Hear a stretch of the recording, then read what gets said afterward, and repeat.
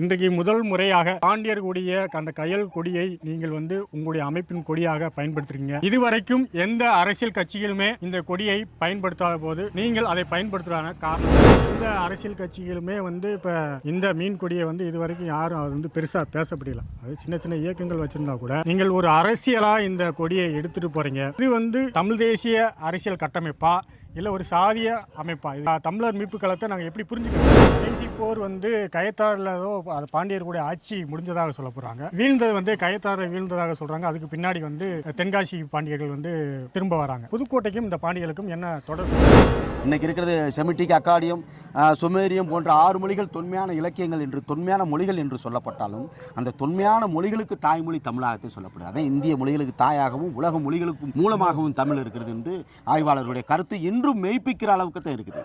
அதே நேரத்தில் சுமேரிய நாகரிகம், சிந்து சமொழி நாகரிகம், மாய நாகரிகம், மெசபதோமிய நாகரிகம் எல்லா நாகரிகத்திலும் தொடர்பு இந்த பாண்டியர்களுடைய கையில் பாய்ச்சல்.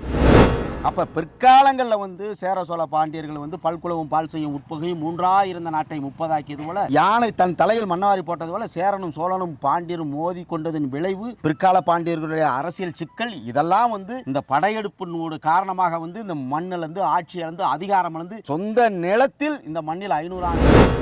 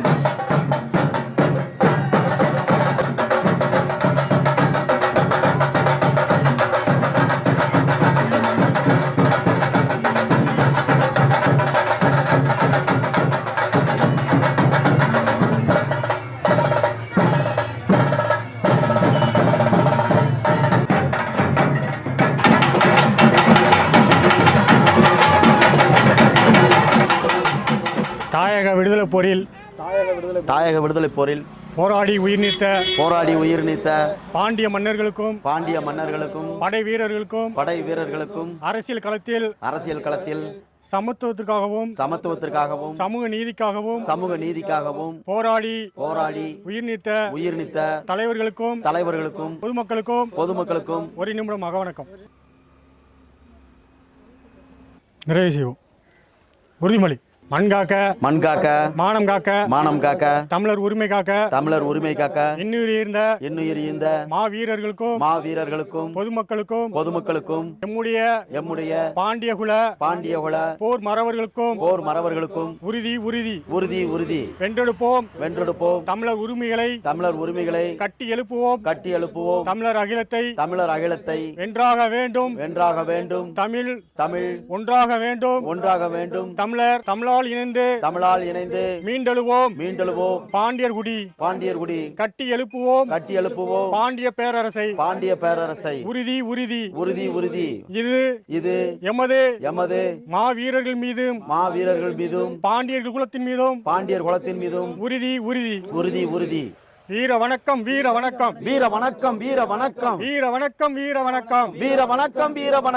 எம் குல பாண்டியர்களுக்கு வீர வணக்கம்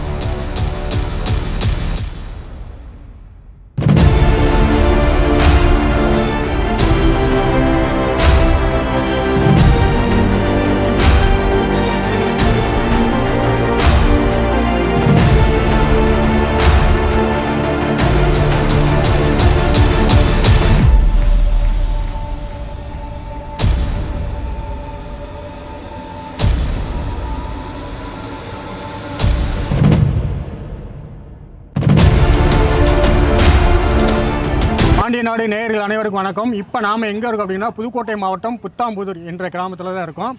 இன்றைக்கு தமிழர் மீட்பு களத்தினுடைய முதல் பாய்ச்சலாக இன்றைக்கு கொடியேற்ற நிகழ்வு நடைபெற்றிருக்கு. பாண்டியர்களுடைய அந்த கயல் கொடியை புதுக்கோட்டை மாவட்டத்தில் முதல் முறையாக இந்த தமிழர் மீட்பு களம் முதலில் அரசியல் களத்தில் யாரும் இந்த கொடியை பயன்படுத்தாத போது, இதை தூக்க துணிவில்லாத போது முதல் முறையாக இங்கு இந்த மண்ணில் இந்த புத்தாம்புதூர் என்ற கிராமத்தில் முதல் முறையாக இந்த கயல் கொடி பாண்டியர்களுடைய கொடி பறக்க விடப்பட்டிருக்கிறது. இந்த கொடியை பற்றியும் இந்த தமிழர் மீட்பு களத்தினுடைய தலைவர் திரு கரிகால பாண்டியர் அவர்களும் நம்மோடு இருக்கிறார். கேள்விகள் இருக்கிறது, அவர்கிட்ட நிறைய நம்ம கேட்டு தெரிஞ்சுக்கிற போறோம். அண்ணே வணக்கம். இன்றைக்கு முதல் முறையாக பாண்டியர்களுடைய அந்த கயல் கொடியை நீங்கள் உங்களுடைய அமைப்பின் கொடியாக பயன்படுத்துறீங்க. இதுவரைக்கும் எந்த அரசியல் கட்சிகளுமே இந்த கொடியை பயன்படுத்தாத போது நீங்கள் அதை பயன்படுத்துவதற்கான காரணம் என்ன? இல்லை, இதில் முதல்ல இந்த கொடியை பயன்படுத்துவதற்கான காரணம் பலவாக இருந்தாலும் இந்த இடத்தில் புதுக்கோட்டை மாவட்டத்தில் என் அன்பு தம்பிகள் இந்த கயல் பாய்ச்சல் முதல் முதல் கொடியை இந்த இடத்துல புத்தம்பூர் என்ற கிராமத்தில் முதலாக இந்த கயல் கொடி பறக்க விட்டதற்கு அவர்களுக்கு தான் என்னுடைய நன்றியை தெரிவித்துக் கொள்கிறேன். ஏன்னா என் தம்பி சரவணமல்லர், பாரிய ஐயப்பன், அதே போன்ற என் அன்பு தம்பிகள், என்னுடைய சின்னாத்தா பெரியாத்தாமார்கள், என் பெரியப்பன் சித்தப்பன்மார்கள், என் அண்ணன் தம்பிகள் அத்தனை பேருக்கும் என்னுடைய நன்றியை காணிக்கையாக இந்த இடத்துல நான் செலுத்துகிறேன். ஏன்னா 1000 ஆண்டுகளுக்கு முன்பாக வீழ்த்தப்பட்ட இந்த கயல் கொடியோட வாழ்வில் என்னவென்று முதலாக பார்த்தால் முதலில் உலகத்தில் தோன்றிய அரசு பாண்டியர்களுடைய அரசு. முதலில் உலகத்தில் பெரிய வல்லரசாக இருந்தது பாண்டியர்களுடைய அரசு. தொடர்ந்து 2000 ஆண்டுகளுக்கு மேலாக தொடர்ந்து அரசியல் களத்தில் ஆட்சி அதிகாரத்தோடு இருந்தது வந்து பாண்டியர்களுடைய அரசு.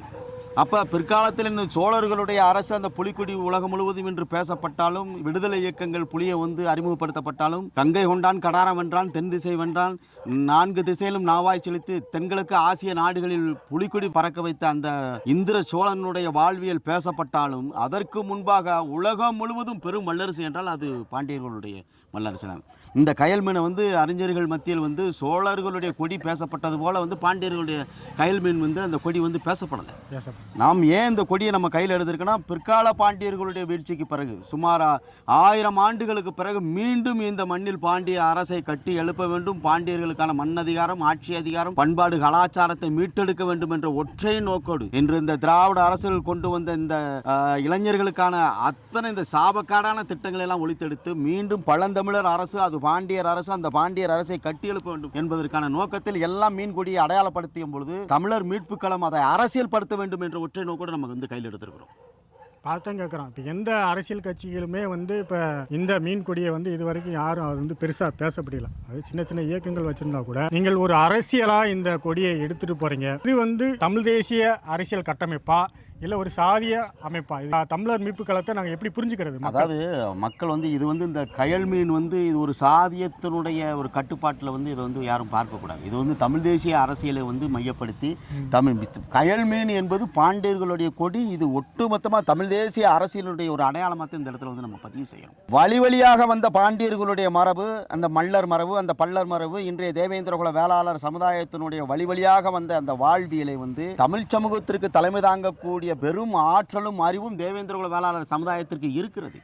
அதனால் வழி வழியாக வந்த அந்த பாண்டியர் மரபு, இந்த கயல் மீனை வந்து நாம் இந்த இளைய தலைமுறைக்கு வந்து நம்ம அறிமுகப்படுத்த வேண்டும், அதிகாரத்தை கொடுக்க வேண்டும் என்ற நோக்கோடு இந்த இடத்துல வந்திருக்கும். இந்த கயல் மீன் என்பது இறைவன் கையில் பிடிச்சது. இன்னைக்கு வந்து சிவனாரும் பார்வதியும் சொல்லப்படுகிறத தமிழ் உண்மை பழமைக்கும் பின்மை புதுமைக்கும் என்றும் உள்ள தொன்மொழியாக இறைவனுக்கும் தாய்மொழியாக உள்ளது தமிழ். அந்த தமிழ் மொழியை ஈன்றெடுத்தது யாருன்னா அந்த பாண்டியர்கள் தான். வந்து தென்மதுரை, கபாடபுரம், முத்தூர் என்ற 3 தமிழ்ச்சங்கங்கள் இருந்ததாக வந்து இறையனாராக பொருளும் சங்க இலக்கியங்களை வந்து அங்கு பதிவு செய்யப்படுகிறது. அந்த சிவபெருமான் முதல் தமிழ்ச்சங்கத்தினுடைய தலைவனாக சொல்லப்படுகிற அந்த சிவபெருமான் வந்து பார்த்தா மணிநெற்றி உமிழ் சங்கம் தந்த தமிழே தந்த மொழிங்கிறது. முதல் தமிழ்ச்சங்கத்தினுடைய தலைவன் அவர்தான். வந்து இந்த தமிழை வந்து ஈன்றெடுத்தவர்கள், இந்த தமிழை செம்மைப்படுத்தியது. உலகத்தில் 7000 மொழிகளுக்கு மேலாக இருக்கிறது. அந்த 7000 மொழிகளுக்கு மேலாக இருந்தாலும் வந்து 11 விதமான இலக்கிய அறிவும் ஆற்றலும் கொண்டது தமிழை தவிர எந்த மொழிகளுக்கும் இல்லைன்னு இருக்காங்க. அப்ப சிறப்பு லா என்பது எந்த மொழிகளுக்கும் இல்லை. அப்போ உலகத்தில் எல்லா இலக்கியங்களும் சொல்லப்படாத அந்த பொருள் இலக்கணம், வேர்ச்சொல், மூலச்சொல் என்பது அந்த தமிழ் ஒன்றுக்கு தான் இருக்குது. இன்றைக்கி இருக்கிறது செமிட்டிக், அக்காடியம், சுமேரியம் போன்ற 6 மொழிகள் தொன்மையான இலக்கியங்கள் என்று தொன்மையான மொழிகள் என்று சொல்லப்பட்டாலும் அந்த தொன்மையான மொழிகளுக்கு தாய்மொழி தமிழாகத்தை சொல்லப்படுது. அதே இந்திய மொழிகளுக்கு தாயாகவும் உலக மொழிகளுக்கு மூலமாகவும் தமிழ் இருக்கிறது என்று ஆய்வாளர்களுடைய கருத்து இன்றும் மெய்ப்பிக்கிற அளவுக்கு தான் இருக்குது. அதே நேரத்தில் சுமேரிய நாகரிகம், சிந்து சமொழி நாகரிகம், மாய நாகரிகம், மெசபதோமிய நாகரிகம், எல்லா நாகரிகத்திலும் தொடர்பு வந்து இந்த பாண்டியர்களுடைய கயல் பாய்ச்சல் இருக்கு. அப்போ கயல் என்பது பாயும், வில் அம்பு என்பதும் பாயும், புலி என்பதும் பாயும். அப்போ பாயும் என்ற அந்த நோக்கோடு தான் வந்து இந்த 3 கொடி மும்மூர்த்தியில் மூத்தவே பாண்டியர்களுடைய கொடி. எப்படி சோழர்களுடைய புலிக்கொடி உலகம் முழுவதும் வந்து தென்னாப்பிரிக்கா, இலங்கை, சிங்கப்பூர், மலேசியா, கம்போடியா இது போன்ற நாடுகளில் வந்து தெற்காசியாவே ஆண்ட அந்த ராசேந்திர சோழனுக்கு முன்னோடியாக இருந்த அது ஒரு கிளைப்பிரிவு, பாண்டியர்களுடைய கிளைப்பிரிவு. மேலை நாடு சேர நாடு என்றும் கீழை நாடு சோழ நாடு என்றும் 3 ஒரு குடியிலிருந்து கட்டமைக்கப்பட்ட அரசு நிலைநாட்டப்பட்டது. அப்போ பிற்காலங்களில் வந்து சேர சோழ பாண்டியர்கள் வந்து பல்குலவும் பால் செய்யும் உட்பகையும் 3 இருந்த நாட்டை 30 ஆக்கியது போல, யானை தன் தலையில் மண்ணவாரி போட்டது போல சேரனும் சோழனும் பாண்டியரும் மோதி கொண்டதின் விளைவு பிற்கால பாண்டியர்களுடைய அரசியல் சிக்கல். இதெல்லாம் வந்து இந்த படையெடுப்பினோட காரணமாக வந்து இந்த மண்ணிலிருந்து ஆட்சி இழந்து அதிகாரம் இழந்து சொந்த நிலத்தில் இந்த மண்ணில் 500 ஆண்டுகளுக்கு மேலாக வந்து இந்த பாண்டியர்களுடைய அரசு இல்லை. நல்லா புரிஞ்சுக்கணும். தமிழர் வீழ்ச்சி 15ஆம் நூற்றாண்டில் தமிழர் வீழ்ச்சினா யார், அந்த தமிழர்கள் யார் அப்படிங்கிற ஒரு கேள்வி ஒன்று இருக்குல்ல. இன்றைக்கு திராவிட அரசாக இருந்தவர் தான் பாளையப்பட்டுகளாகவும் அதற்கு முன்பாக படையெடுப்பாக வந்த கூட்டங்கள். அப்ப இதெல்லாம் வந்து ஏன் வந்து நமக்கு மீண்டும் வந்து இந்த பிற்கால பாண்டியர்களுடைய வீழ்ச்சிக்கு பிறகு மீண்டும் இனப்படுகொலை, இன்று எப்படி இலங்கையில ஒரு இனப்படுகொலை நடந்ததோ அதான் கேட்கிறேன். இப்ப கடைசி போர் வந்து கயத்தாறுலதோ பாண்டியர்களுடைய ஆட்சி முடிஞ்சதாக சொல்ல போறாங்க. வீழ்ந்தது வந்து கயத்தாறு வீழ்ந்ததாக சொல்றாங்க. அதுக்கு பின்னாடி வந்து தென்காசி பாண்டியர்கள் வந்து திரும்ப வராங்க. புதுக்கோட்டைக்கும் இந்த பாண்டியர்களுக்கும் என்ன தொடர்பு? செஞ்சி படையெடுப்பு முதல் படையெடுப்பு, பிறகு தஞ்சை படையெடுப்பு, மதுரை படையெடுப்பு. அந்த மதுரை படையெடுப்புல வந்து பாண்டியர்கள் வீழ்ந்தவுடன் 3 விதமான பாதைகளை வந்து அவங்க பயணிச்சதாக வந்து சொல்லப்படுகிறது. ஆடுகையிலே முன்னாளில் ஆடுகள் எட்டு வேல்வெளிதி தோற்றாடி போன சுவடுங்கிற பாண்டியர்கள் கண்கலங்கி கதறி 3 திசைகளும் வந்து பிரிந்து சென்றதாக சொல்லப்படுகிறது. அதில் ஒரு இடம் தான் வந்து புதுக்கோட்டை மாவட்டம். இந்த புதுக்கோட்டை மாவட்டத்தை முதல்ல என் தம்பிகள் எனக்கு தெரிஞ்சு கூட்டு போனாங்களோ தெரியாமல் கூட்டு போனாங்களோ தெரியாது. முருகனுடைய வழிபாடு, உலகத்தினுடைய முருக யுகம் என்பது உலகமுறை இருந்தது. இன்னைக்கு உலகத்தில் தொன்மையான இலக்கியம் முழுமையாக கிடைக்கப்பட்டது தோரா கிடைக்கப்பட்ட இடம் ஈராக்கில் வந்து வடபகுதி சொல்லப்படுகிறது. அது அயன் மல்லா நாகரிகமாக சொல்லப்படுகிறது. இந்திர மல்லருடைய நாகரிகமாக சொல்லப்படுகிறது. அங்கே ஒரு முருகன் கோயில் இருந்ததாக சொல்லப்படுகிறது. அப்போ இது போன்ற முருகன் கோயில் சொல்லப்படுது. இதே நேரத்தில் இந்த பெரியோர்கள் அவங்க தெரிஞ்சு சொன்னாங்களோ தெரியாமல் சொன்னாங்களோ தெரியாது, ஒரு வேப்ப மரத்தை காட்டுறாங்க. இது பழமையான வேப்ப மரம், 400 ஆண்டுகளுக்கு பழமையானதுங்கிறாங்க. அப்போ பாண்டியர்களுடைய முத்துடைக்கும் அந்த பாண்டியர்களுடைய வேப்பம்பூ மாலை என்பது வந்து மீனாட்சிக்கும் பாண்டியர்களுடைய வாழ்வியலோடு தொடர்புடையது. அப்போ அந்த இருக்க வேல் வந்து முருகனை காட்டுகிறது. தொன்மையான வேல்னா இது எங்கள் முன்னோர்கள் வந்து காலமாக அந்த வேலை வந்து வச்சிருக்கிறாங்கன்னா, அப்போ பிற்கால பாண்டியர்களுடைய வீழ்ச்சிக்கு பிறகு தன் அடையாளமாக வேலும் தன்னுடைய வாழ்வியலாக வேம்பும் உள்ளது வந்து இந்த இடத்துல நம்ம அறியப்படுகிறது. ஒவ்வொன்றுக்கும் அவனென்று ஒரு அணு அசையாதுன்னு இருக்காங்க. ஒரு சந்திப்பு வந்து வீணானதல்ல, அது திட்டமிட்டு இயற்கையாகவே கொடுக்கப்பட்ட ஒரு வாழ்வியல். இன்னைக்கு என் தம்பிகள் வந்து கரம் கோர்த்து இந்த மண்ணில் வந்து இந்த கயல் கொடி வந்து நடப்பட்டது, இந்த மண்ணில் வீசப்பட்டதுங்கிறது வந்து வரலாற்றில் அடுத்த தலைமுறைக்கான அரசியலை கட்டி எழுப்புவதற்கும் லட்சம் ஆண்டுகளுக்கு நீண்ட நெடிய வரலாற்று பெருமை கொண்ட தமிழர் என்ற தொன்மையான தேசிய இனத்தினுடைய விடுதலை இந்த கயல் மீனில் இருக்கிறது. 11 குடிகள் சொல்லப்படுகிற செம்மான், கொயவன், கொள்ளன், கொத்தன், கண்ணன், தட்டச்சன், கைக்கோளம், பூக்காரன், கிணையன் என்ற 11 குடிகள் இருக்கிறார்கள். அதில் குறவனும் இருக்கிறார்கள், இடையனும் இருக்கிறார்கள், மீனவர்கள் எல்லா சமூகமும் ஒன்றிணைத்து இந்த மண்ணில் தமிழர்களுக்கான ஆட்சியை வென்றெடுப்பதற்கு சமகால அரசியலில் உள்ள இந்த பிரிச்சாலும் சூழ்ச்சியை வந்து முறியடித்து இந்த மக்களுக்கான அரசியலை கட்டி எழுப்புவதற்காக இந்த இடத்தில் முதலில் நாம் வந்து சபதம் ஏற்பதற்காக இந்த கொடி வந்து நடப்பட்டது வந்து வரலாற்று பூர்வமான ஒரு வரலாறு தான் என்பதை இந்த இடத்துல நம்ம பதிவு செய்கிறோம்.